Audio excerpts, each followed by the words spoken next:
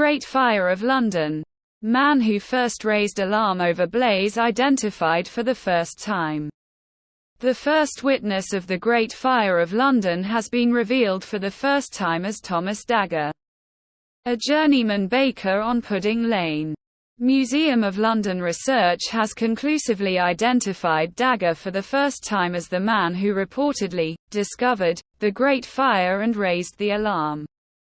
He worked at Thomas Farriner's bakery, where the blaze started on 2 September 1666, 357 years ago this weekend, destroying 13,200 houses.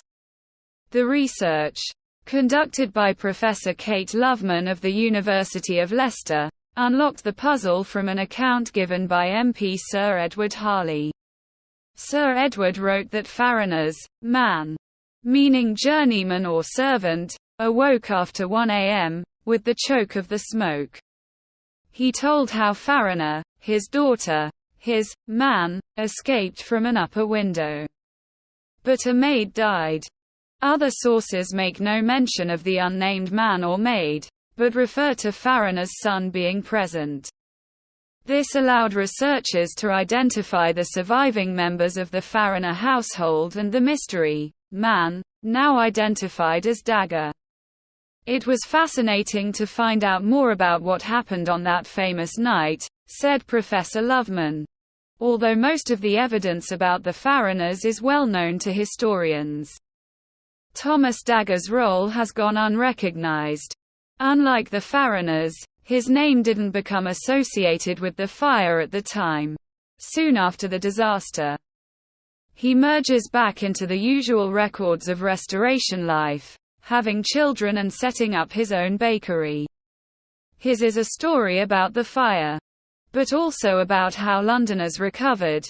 The research was undertaken for the museum's new site in Smithfield, opening in 2026, and will inform a reimagined version of the museum's popular Great Fire display.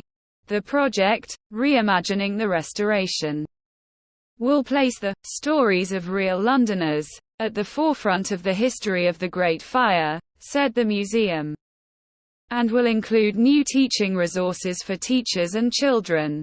These will show children, women, people of color, and deaf people at the time of the Great Fire. Our aim is to make the London Museum the best city museum in the world, welcoming millions more visitors than our previous site at London Wall, said curator Meriel Jeter. The Great Fire display will be an integral part of this, and our new approach will help us engage more school children than ever before, as well as ensure that we're telling the story of the fire in the most accurate and engaging way possible.